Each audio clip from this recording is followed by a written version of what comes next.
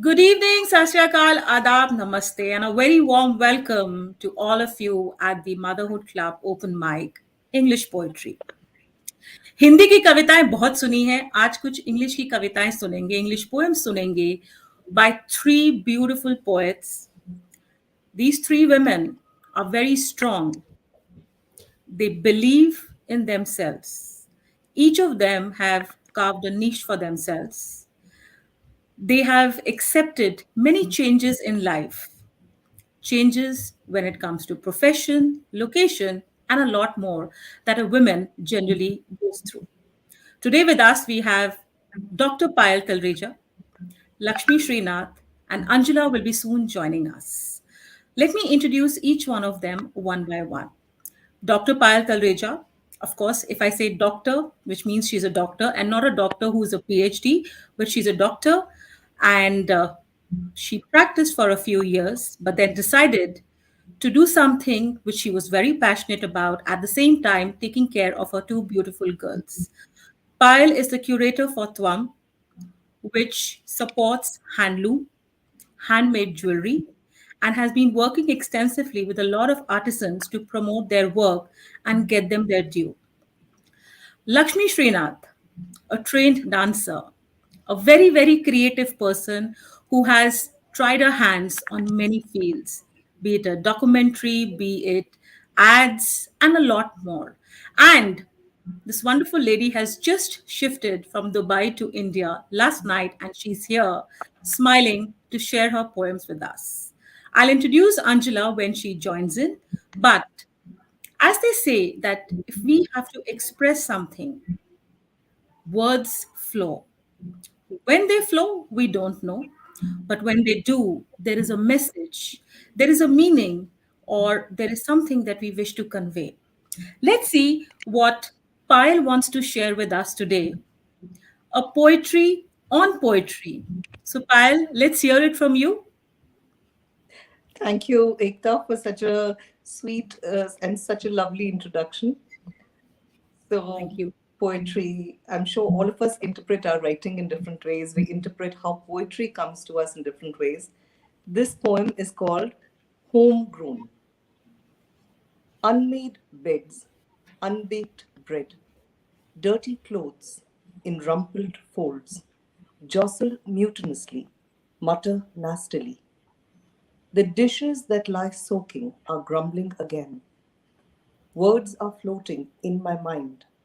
I wonder what kind of life is this? Somehow I must, while I dust, catch them and make them mine. I'm able, while laying the table, to compose the odd ode, frame the end, while I bend to load the wash. I had no teacher for iambic meter. I just strive to squeeze words out of life. The words I sing are of ordinary things. I say it how I see it. I'm just a homegrown poet. Wow. Lovely, beautiful, just a homegrown poet. What do you have to say, Lakshmi? I think I resonate with every word Payal just read out, and it seemed like it was coming from each of our lives. I mean, we can all resonate to it, and that's how I think poetry comes to us. I mean, if you are not from the background, that's how what we write about and what we see, and life is all about experiences, and that's what we want to weave into words and tell. Beautiful, Payal. Really, very, very nice start. Thank you, Absolutely. Lakshmi. This is actually a Uh, very old poem of mine, and it comes at a time when I was a very, very busy working mother of two little girls, and there wasn't much time in life. So I think it reflects that period. And as you so rightly said, the value of a poem is only in that it resonates with somebody else. True. Absolutely. And most of us are actually homegrown poets. Uh, even me, I wrote when I was a kid and then I forgot about it. And as days passed, as years, months, weeks passed, I started to write. And when I did, I felt, no, it's not worthy of sharing. But then someone encouraged that you must. What will happen? Somebody will criticize you, somebody might help you better it. And actually, that's what happened. And today I feel I may not be very good, but I've still taken a few steps ahead. So thank you. It was a beautiful poem, Payal. Let's welcome Angela. Hi, Angela. Hi, hi. Sorry for being late.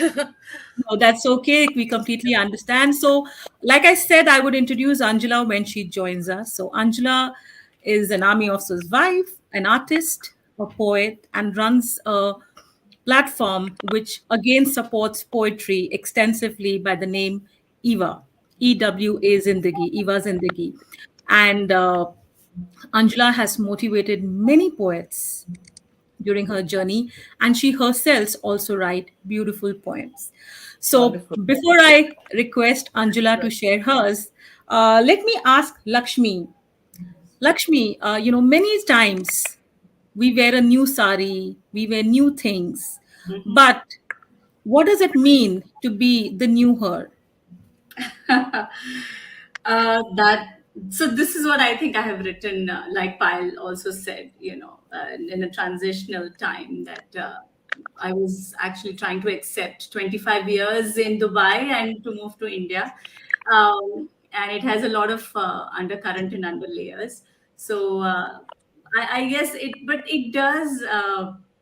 I think should resonate with a lot of women who are transitioning into becoming something else other than what they were used to or conditioned to be.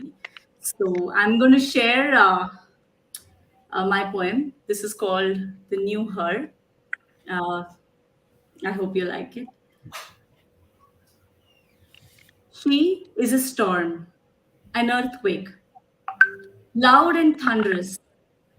She's a volcano, that relentless, fervent soul, spitting flames that burn you whole. She's a bird, flying free than ever before, a dreamer and a believer, a tree of life, a true giver, with roots that entwine deep with the ground and branches that tower high above. She can walk on fire, leave you breathless for more. She was once you and me under the shackles of society, trading dreams for convenience, love for dignity, and freedom for survival.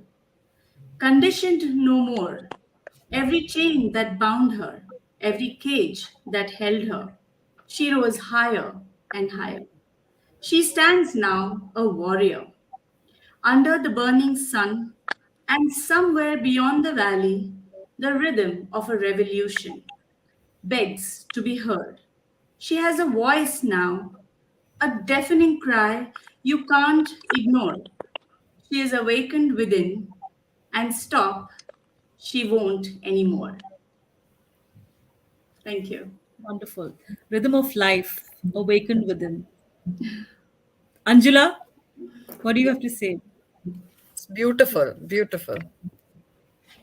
Thank you. While Very nice, very nice. I think it captures a lot of the stages of transition.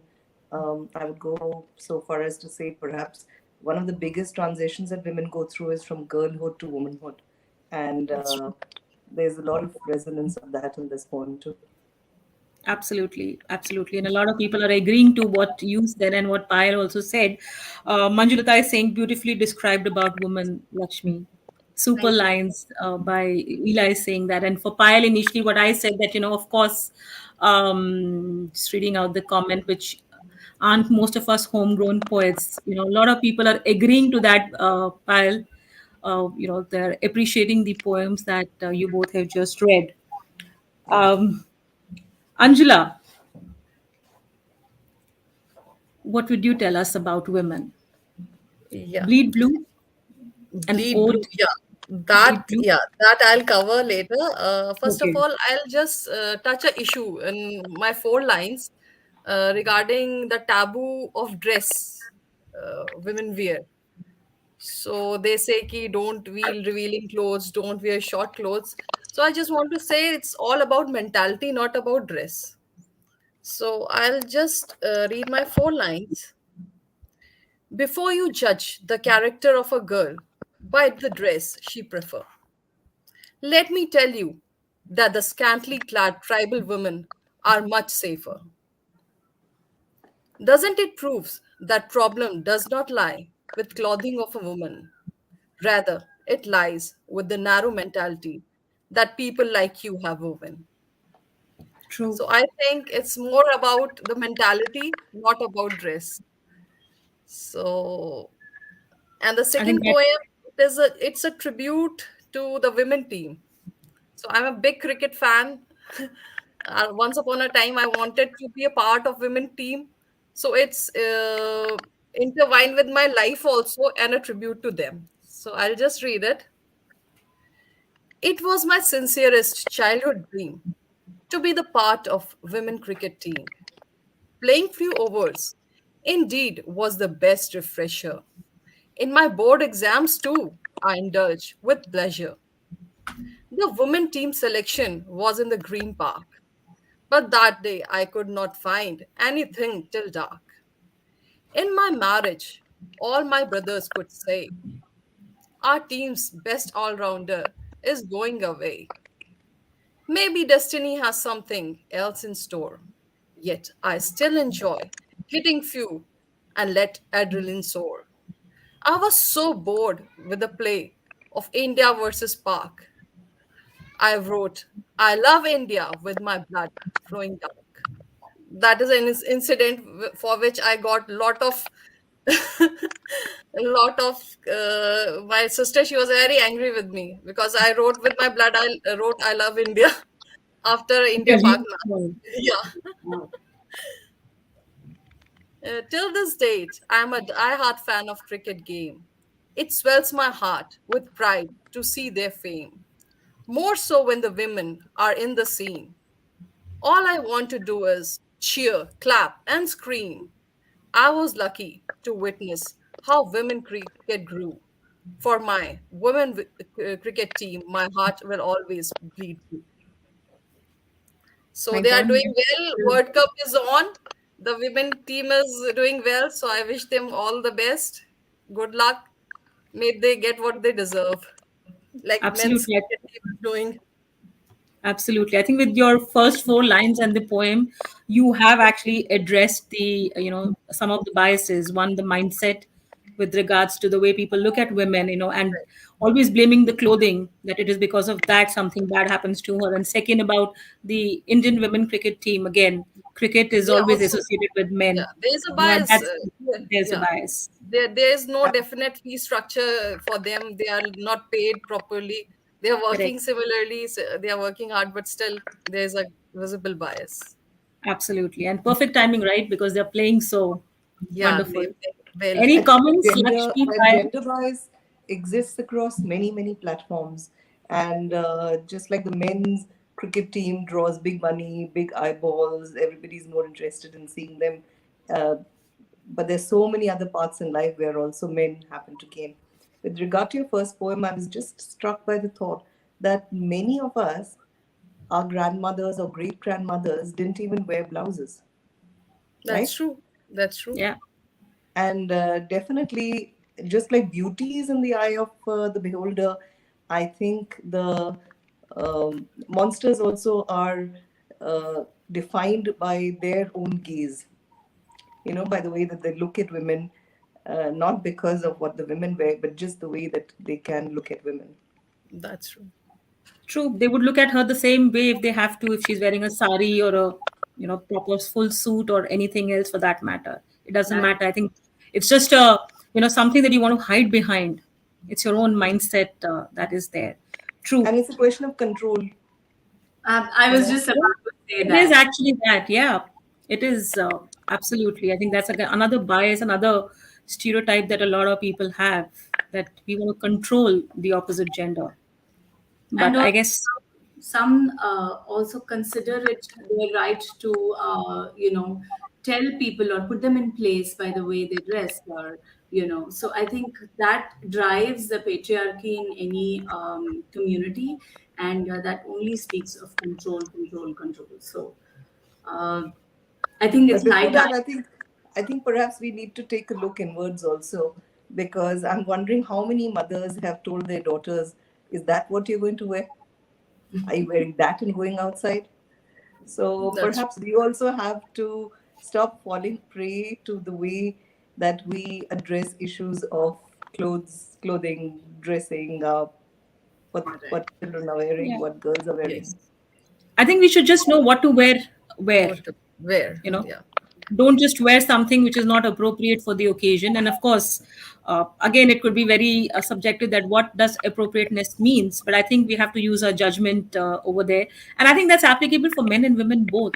I have Both. seen a lot of young generation men walking into a wedding with shirt buttoned down, wearing tight fitted pants, and just not dressed for the occasion. So I think it works both ways. But yes, women always have to be highlighted, even in the 21st century, unfortunately. And I think that scares a lot of us. And that's going to lead me to one of Lakshmi's poem, It Scares Me. Sure. Let me pull it out. Yeah. Um, right here. I think these are some of the fears that I personally experienced, but not always, all the time, are we able to share them, and that's why I wrote this. It scares me, the emptiness in my eyes, the truth behind my lies, the fall before my rise, and all the goodbyes. It scares me, the dark beneath my skin, the light within my sins, the voice that loudly sings, and my broken wings. It scares me. The scars I can't heal, the pain I can't feel, the loss I can't deal. And when I am real, it scares me. The silence in my little talks, the stillness in my moonlit walks, the thought of separate ways and my numbered days. It scares me. The demons under my bed, the words spinning in my head, the blood in my sweat, and my cold breath. It scares me. Thank you. Very nice. The fear that many have, The the fear of unknown one. being yourself, the fear of actually showing your true self. Neither are you prepared to actually, accept it, nor are the people around you. So you always hold back from being yourself, right? And I think that's where it stemmed from. I Yeah. guess most of us live a life of pretense many a times, because we are fearful of the truth coming out, which Yeah. is quite sad, actually. What do I you have just to say? wanted to comment Yeah. for a minute. Yeah. Sure. Uh, Most people will associate poetry with emotions, but I think poetry is more about controlled emotions. What I liked so much in your poem was, first of all, I loved the structure of the poem. There was this resonance, there was a rhythm, and I loved this way that you have structured it. And I absolutely loved your use of opposites to stress the emotions that you're undergoing. Very clear, very nice bit of work. I mean, I'm appreciating it as a listener, but I'm also appreciating it, I think, as somebody who writes poetry and for the form of poetry. Thank you so much. Coming from you, Payal, means a lot. Thank you. You've spelled out fear so beautifully. Fears come in different ways. Eli is saying that. Just going to read a few comments before we move ahead. Talking about the four lines, Angela, that you had shared, and we were talking about, how we as parents also can tell our kids what to and what not to. So Ela is sharing her experience that never in her life did she have to tell her daughter what to wear and what not to. And fortunately, the same was with her, when it came from her parents to her also. Women have the forced responsibility of maintaining the culture and the dignity the men get away with easily, says Monica Girldevan. We all have unconscious biases. And I think, given that the International Women's Day theme this time is break the biases. If each of us can actually tackle one bias that we are all challenging or have experienced and try and work on it, perhaps life would be better. And such themes like I choose to challenge, break the bias, will change into more positive, and the aggression that is coming from that, for women to actually kind of showcase in terms of the posture that is there for break the bias. I mean, blocking yourself is a very, very aggressive posture. So I think, we as women collectively need to take the responsibility and not just leave it to the blame game that, okay, it's because of the men that these bias exist. And as Well, Payal was saying, we can't really sorry, blame the men because so many of the biases come from us. Women absolutely, That's we against have other to look women. inward. that's true. Yeah, women We have against to look other inward. women, women Women. against daughters, women against, you know, all the things that they deem correct, but which are uh, interpreted differently by the younger generations. So perhaps we start breaking the biases within ourselves first. Absolutely. There is a comment that has come from Vanessa. Vanessa is a transgender woman. She says, it reminds me when someone asked me why I decided to be a woman. I was told I will be controlled. I had to be careful what to wear. As a man, I get away with a lot of things. I told him that is why women need to always be strong and fight all the biases they face. Correct. Having Vanessa, are you experiencing both the genders, part of your life being a man and now as a woman, you definitely understand, how each of the gender really thinks about this. And perhaps a lot of us need to come out and be vocal about it to, challenge these biases. Well, I guess this is a conversation and a discussion that's endless, and we can go on and on. But moving ahead, let me invite Payal to talk a little bit about relationships. What do Okay, you have to share on relationship? okay. So this is a poem that was written very recently. Uh, I mostly get away not having to give a gift to my partner because I just write him a poem. So whether it's birthdays or whether it's anniversaries, I usually gift him a poem. This is a That's poem called precious. We. Thank you. I hope he thinks so too. Okay, this is a poem called We. We are old, but we are not. No longer in love, but it's love that we've got. We hold hands like we used to do and cleave to each other in ways that are new. Forget many things because we choose to. I hope you're always there, but maybe not. Maybe you'll go first. I'll be left to carry on. Let's capture now. Let's fill it in a cup. We are young yet, but not in love with love. Let's never forget to hold hands, to love our love, to patch up and mend. I I don't say I'm sorry. You you are never wrong. But together there's laughter and favorite songs. There are things that are ours and just ours alone. We belong to ourselves now, but to each other also. We are not done with love, nor is love done with us. Beautiful. Beautiful. How romantic. Lovely. I don't think Sunil has a reason to not like this one or any of your other poems, and I'm sure he, definitely waits for these poems coming his way. And I have also started to do that. I Thank tell you. my husband, forget the materialistic gift, let me write a poem for you. That is the best gift, actually. That's the best gift, actually. Yes, that is true. I call this romantic realism. Yes. Romanticism, very true.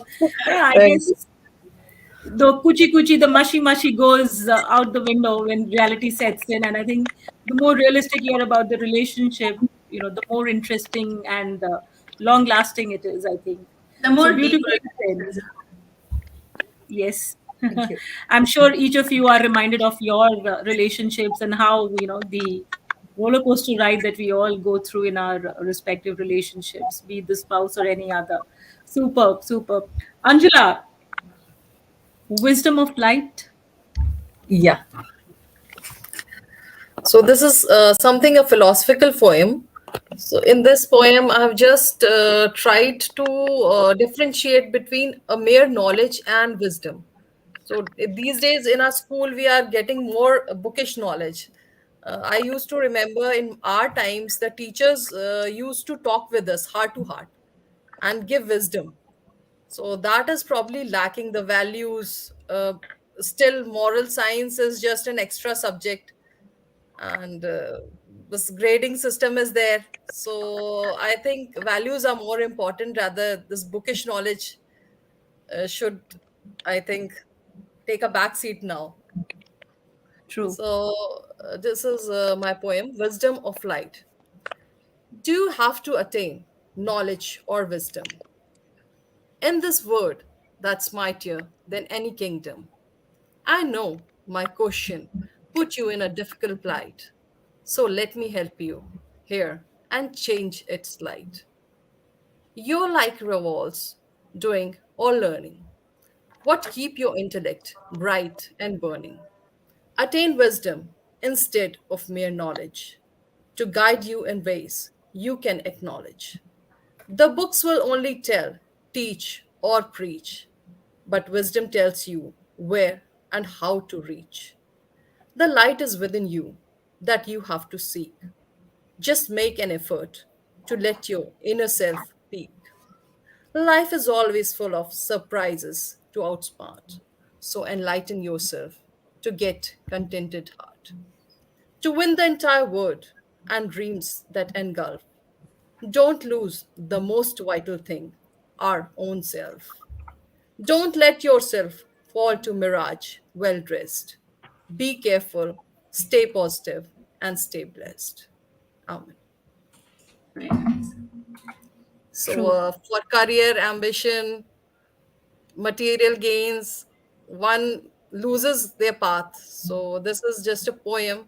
They should be able to look themselves in the mirror straight. They have to answer themselves rather than any person. True. Very true. And I think as parents, we are also responsible to not chase them, not allow them to chase numbers. And for that, Right. we need to stop chasing marks. The parenting That's has to change a little that's bit. true. Definitely Uh, two ways. Lakshmi, Payal, you guys have perhaps passed that phase where, one has to chase numbers, your kids are grown up. What do you have to say? I'll go first. Lakshmi, you go first.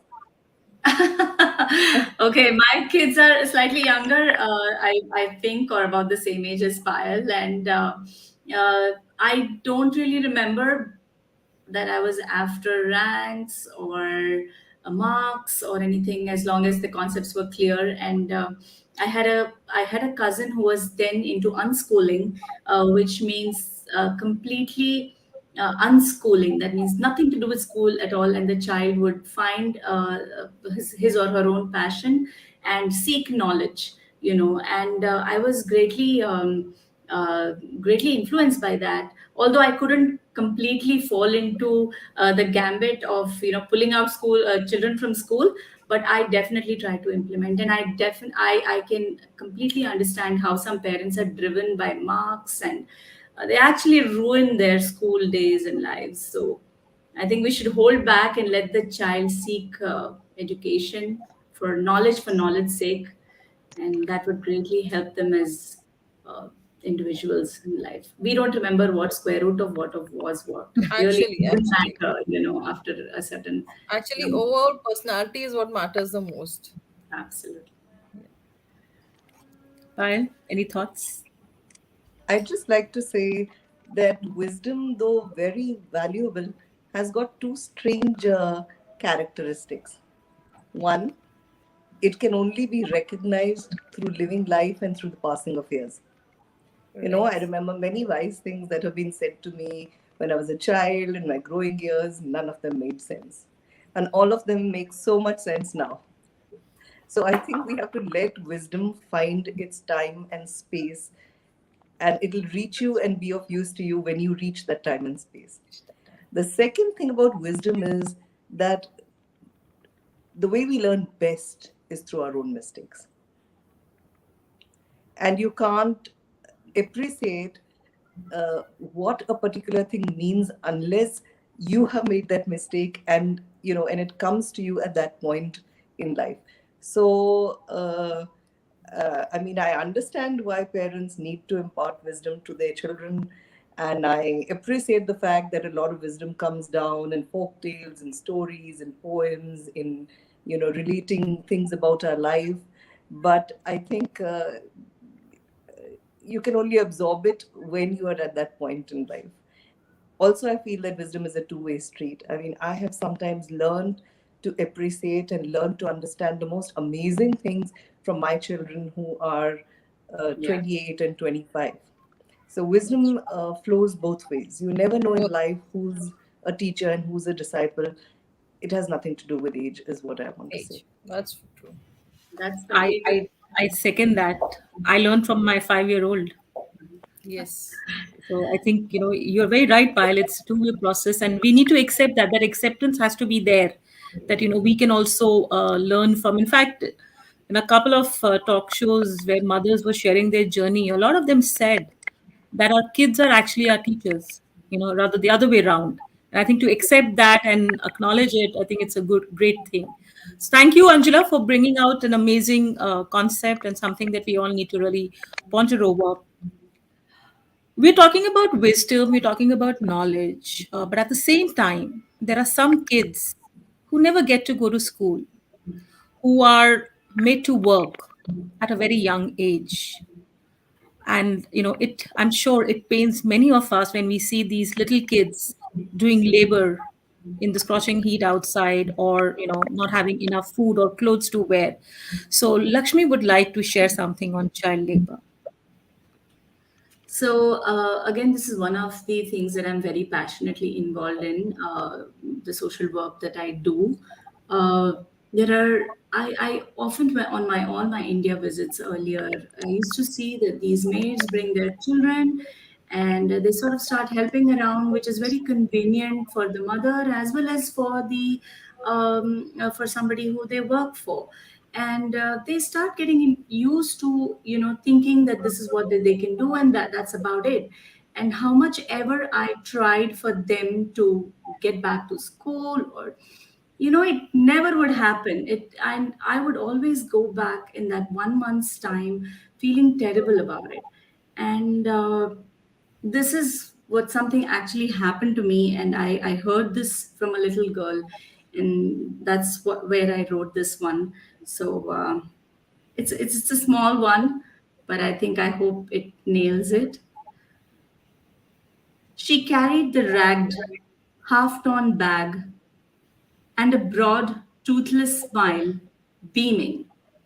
If she's toothless, just imagine she's probably, one of those where milk teeth is falling. So she carried the ragged, half-torn bag and a broad, toothless smile beaming, proud to have found it in the trash while at work last evening. The broken pencil need mending. Her colors, not a dozen yet. Someday I will have them all and complete my rainbow, she thought. Some papers with shopping bills on the reverse to write on. So if they are shopping bills, imagine the kind of people that she works for.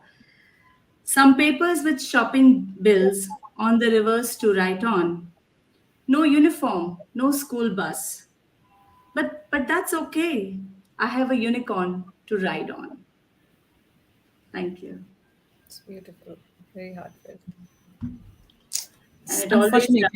just gives me goosebumps, when I actually saw the girl go do that. And, it always takes me back in time, and always motivates me to do more for them. True. It's very unfortunate that if a child gets, you know, doesn't get the opportunity to study or to actually focus on his or her life for what they are supposed to, rather than doing, rag picking or doing some work in the household, as a maid. It's very sad. And there is an association that I am, associated with, where there are these two girls who are studying, but they also work as maids, and they are young girls of 11, 12 years old, because they have to make money to, make means and end meet. So it's sad, but I guess that's the reality that we all experience these days. But yes, Lakshmi, short but very, very hard hitting. Very hard. Thank you so much for sharing that. Uh, but many a time these kids, you see them sitting around a tree, a tree which could be a grand old people tree. So, Angela, what do you have to say about the grand old people tree? Yeah, actually, we are celebrating Azadi Ka Mahotsav this year. So it's very grand 1 year celebration. And patriotism is a topic which is very close to my heart. So this is a poem of a grand old people tree. If anybody of you have went to Andaman and Nicobar Islands, Cellular J. So there is a grand old people tree. There is a light and sound program that is run underneath that tree. So that tree is existing from that pre-independence days, and still it's existing. So how it has witnessed what has gone through in India, how we became independent, the journey, it has seen that journey. And those are very hard times. But new generation, most, I'll not say not everybody, but most of them, they don't realize the cost which we have given to attain this freedom. Like I was hearing a debate where a child, a college student, who was debating why should we stand for our national anthem? It should be like our democratic right. So stand or sit. So this is the kind of thoughts that are coming to new generation. So we have to introspect, and they have to be told actually what kind of freedom we have achieved and how. So this is a poem on that. Uh, the poem's title is Grand Old People Tree. Hi, I'm known as the Grand Old People Tree. Centuries have passed and our country is now free. Today also I stand in the cellular jail premises. I continue to mourn like I did during the British rule. Only the characters have changed their human role. From the time I witnessed human atrocities few that the Britishers inflicted on the freedom fighters, not even a portion of it is actually told by writers. How they were heavily chained and brutally lashed, isolated from humans and mercilessly ashed, rightly called as Sazai Kala Pani in those days. People said they were tortured in horrific ways. There's a huge difference between today and yesterday, as at that time, all were Indians fighting for today, the vision for which they gave away their life. We have made a mockery of their sacrifice. We don't value the freedom as it is free of cost. Hardly do we realize that the families were lost. The religious intolerance is becoming such an issue. For this country's both brothers lost their tissue. At that time, I thought, what worse could I see? I was wrong, as worse is yet to be. Now I also silently cry and stand in terrible pain. Has their love and sacrifice went totally vain? Jai Hind.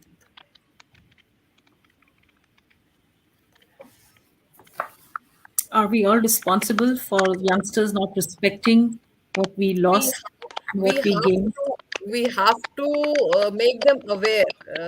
Their podcast and this music and K-pop, and that is fine, but we have to educate them. At least it's their choice, whatever they learn from it. We don't have to force them, but we have, this is our moral duty to make them aware in a maybe in a like a story form or entertaining form. We have to tell them lightly. I'm not saying to make them serious, or uh, it should be told to them that this freedom is actually valuable and they should value it. True. Like we Lakshmi, are Payal. The war is on, Russia and Ukraine. So the families, the fathers are staying behind, kids and wife are leaving. So that is the situation we used to have in those days. So after True. generations, they will forget what sacrifice we have given. So that is not them. It's our moral duty to make them realize this was our history, actual history. Mommies, I can see a uniform go by, Angela. Yeah. Uniform, yeah. I'm sure Payal would also have something to say. Payal is also an army officer's daughter. So am I. And Angela is the wife of an army officer. And there are many members that we have who come from the defense background. I'm sure, patriotism is not just restricted to 15th August, 26th January, or Vijay Divas, or, any of these days. I think it's a lot more than that. That's true. Are we somewhere missing out on that? Payal, any thoughts on it? As you rightly said, we all have links or we come from an army background. And I think we absolutely understand the blind devotion and the complete giving up of oneself for one's country, which, for example, our dads, Ekta or Anjana's husband, have kind of learned and display. And I think, though, that there are many forms to patriotism. Uh, I think sometimes patriotism can be questioning things as to why this is being done or why do we have to do this. Uh, I'm just going back in history to the time of Hitler and just asking you, were those people patriotic who followed Hitler blindly, or those who stood up and said that, what is this? Why are we doing this? So I think we have to give our younger ones the liberty and the right to question things. And it is up to us to have the answers that can show them why certain things are important or why they need to be done. I don't think the questioning of things per se is wrong. That's true. I don't know if you agree with me. And patriotism can be shown in many ways, in very deep ways. And I think this is where we have to think a little bit about circumstances, about countries. Just a few hours ago on Facebook, I read a Facebook post by a lady who said that she was going forward to give clothes and money and help out to the people who were going to be in the war in Ukraine. And the lady asked her that, which country are you from? And she said, I'm from India. Which country are you from? Because the lady who was collecting this was also doing the same work, right? And she said, I'm from Ukraine. So patriotism, everything these days has become open to questioning, and I sort of like that. If we have a certain faith, if we have a certain belief, we should be able to talk about it and explain it. If one question can throw us off the path, then maybe there is something to think about. But love for the country, it's been the subject of many, many poems, and it will continue to be the subject of many poems. And I think it kind of it draws forth a certain emotion which none of us can deny. It brings about a sort of unification, just that all of us belong. And I think that that is something that I really like about all patriotic poems. But I also feel that uh, history has been contorted and put out there, and it is finally time for it to be corrected. Questioning definitely should happen, and an open environment to discuss should definitely be there.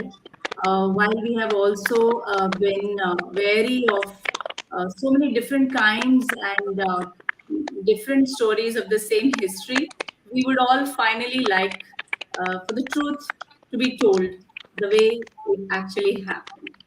And that being said, I think definitely our kids should know the truth of what actually But Lakshmi, unfolded. the And, truth has got many faces. exactly. So, facts, And let's put and it that not way. and it's not necessary that only one face is right. True. I think what is important is that the questioning. I agree. As a parent, I would encourage that they should be questioned, but at the same time, they have to have a logic behind asking something. Don't ask it just because you want to want to be a rebel. That okay, I don't want to stand or I don't want to do this, but have a reason to ask that question. I think that wisdom, that understanding has to be there. Don't just question for the sake of question because you belong to the whatever the Gen Z generation. Because I had a chance to host a few youngsters a couple of months back, and while I was talking to them, of course, when you are talking live, you're in a controlled environment, but they do have some very radical thoughts, which is absolutely okay. Perhaps the age that I am in, I kind of get sandwiched between the older generation and the younger generation. And with being a mother of a 5-year-old, I have a long way to go to answer such questions. But I think asking for the heck of it should not be the case. But if you have a reason, or if you have read something which you can test, is fine. I think that's the way I would look at it. And yes, I think to answer the part that patriotism, love for your country, you look at anybody who stays overseas. Every time if the country is being looked at in a bad light, they all feel bad about it. They may not do much about it because they're not present here, but they definitely feel bad about it. And I think the onus also lies on we, the citizens. How much are we willing to do something for our country? We should not just talk about it, but actually action it, like, Swachh Bharat Mission. And we're just waiting for someone to tell us to wear a mask, during the COVID times. And but we're waiting that somebody should come and whack us or, whip us that, okay, go wear a mask, only then would Very you wear. true. I think Very true. that is also Sometimes, patriotism. yeah. Sometimes it can lie in a very small thing like just wearing your mask. Yeah. True. And if somebody questions you that, hey, why aren't you wearing one? You get looks that, are you mad? Why should I wear one? It's not just about you, it's also about me. I think, it has to go hand in hand. But anyhow, again, these debates are long and can be on and on. But that also leads to some kind of thoughts around social society being social and while social commentary. Um, yes, I did say social commentary, but because it is, we are nearing the Women's Day celebrations and everything, my social commentary is actually a poem that's written purportedly from the eyes of a child about a mother. But it is a Wonderful. social commentary on the circumstances of many, many, many families. So the poem is called Mother Eats Smoke. Mother eats smoke. She ows her lips around the beedi. It glows red, like father's eyes when he returns, clutching his bottle. Mother eats smoke. It clouds her face, distends her belly. She is too full, divides her chapati into 3 equal pieces. Mother eats smoke. It dulls her eye, dries her laughter. She gives us ashen kisses, drinks 2 glasses of water, pats us to sleep. Mother eats smoke.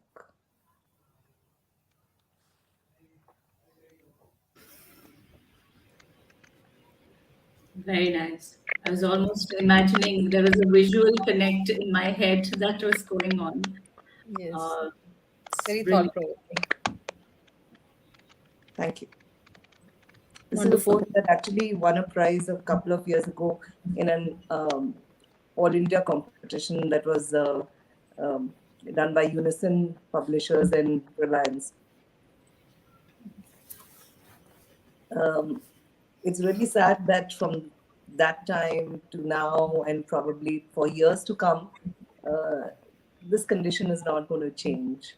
You know, and with alcohol, women trying to make do. True. It's sad, right? It's sad and it begs action. Yes. COVID, as terrible as it was, did something amazing. that I, at least in Delhi, experienced, and in the hills and in the villages, that people came together uh, to feed so many. They were touched by other people's pain, and there were so many social initiatives that came forward, especially the food kitchens. Really, if we can do it in times of crisis, why can't we do it at other times? I think that is what uh, is something that has been seen many a times, right? It's only when there is a situation of crisis, uh, we totally change, we transform. But the moment things come back to normal, all those learnings that we have, they half. And since you have this related to a woman, and I can only speak from my profession as a financial mentor. Most often than not, even in today's time, women take charge of money matters only when there is a situation of crisis. Otherwise, she would just shy away from it. She wants to earn the money, but she wants to be financially independent. But when it comes to being financially confident, she is still so dependent on the men of her life, be it a father, brother, husband, or the kids, the son. Why is that so? I always say that otherwise she's a Durga, she's a Saraswati, but she only becomes a Kali when there is a situation. Why do we have to wait for an untoward situation to happen to actually bring out who we essentially are?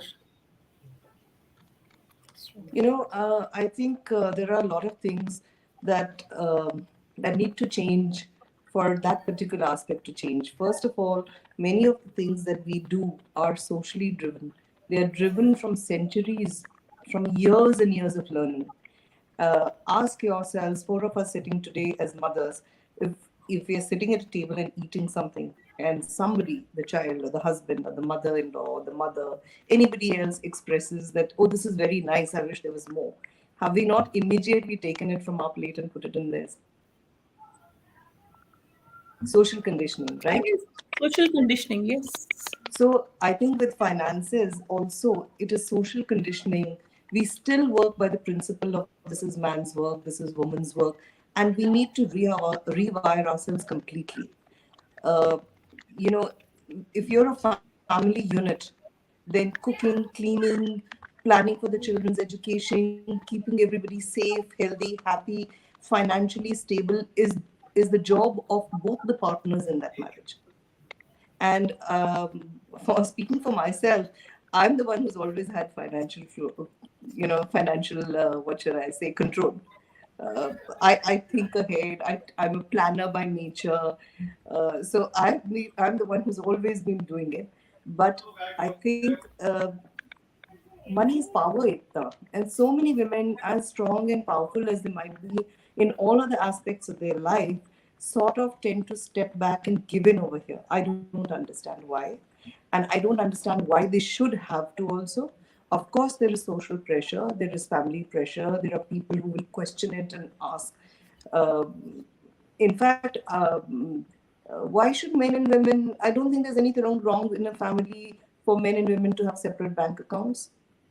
I don't think there is any need for a woman to give a hisab to a man or a man to give a hisab to a woman, so long as they have a very transparent and clear picture of what they're doing. I hear of girls who used to support their families before marriage, and after they got married, there was a stop put to that. Why? There's so many things that we need to question. We have our feet planted firmly in this century, but our head firmly planted in the 18th century. And I think True. women need to Very learn that. absolutely, absolutely. And I think four of us here and a lot of women who are watching us, all who have been patiently hearing to all the poems that these wonderful women have shared, I think it is time that we step up and we take charge of things and perhaps start looking at things not through the lens of defining it as per gender. Otherwise, all the talks that happens world over about diversity and inclusion, equality, and so on and so forth. I think what needs to change is that we need to stop comparing ourselves. There is no comparison. I mean, women are women, men are men. We That's right. let's play by our strength, hone up our skills, work on our weakness rather than just comparing that, okay, if men can do this, I can do this, or vice versa. Why is it that if a man who's a chef is looked up to, but if he cooks at home, oh, you're cooking at home? Why does that happen? I mean, it's a very cliche example, but that's the reality. But as all good things come to an end, we'll have to put a pause to this conversation and to this session today, this evening. So thank you so much, Anjula, Lakshmi, and Payal, for being here at the Motherhood Club Open Mic. Thank you for sharing such beautiful poems and keep writing, keep sharing. We'd love to read more and more. And looking forward to see more poems from all of you. Thank you Thank so you, much. Akta. Thank you for you. having us here. And great having the panel. Beautiful panel. Thank you. Thank you Thank you so to all. much. And great poems, great conversation on the eve of Women's Day with you lovely women. Thank you so much. Thank you, everyone who've joined us. And we are gearing up for International Women's Day. Tomorrow, we're going to let you enjoy the day the way you wish to, attend your events, attend your award functions, conversations. We'll meet you all on 9th of March for an amazing experience to talk about how big and thick is the glass ceiling and how can we break it with four wonderful women sharing their thoughts who have chosen to break many biases, who have chosen professions which are beyond the so-called gender and have actually excelled in their field. So wait for it. 9th March, 6 p.m. See you all at the Motherhood Club. Till then, take care, stay safe, and of course, don't forget to wear your mask. We're still not out of the pandemic. Thank you, everyone. Once again, this is Ekta Sehgal, founder and chief strategy officer, Motherhood Club, signing off for today. See you soon. Take care. Thank you. Thank you. Bye. Thank Thank you. you so much. Bye. Thank you. Bye. Bye.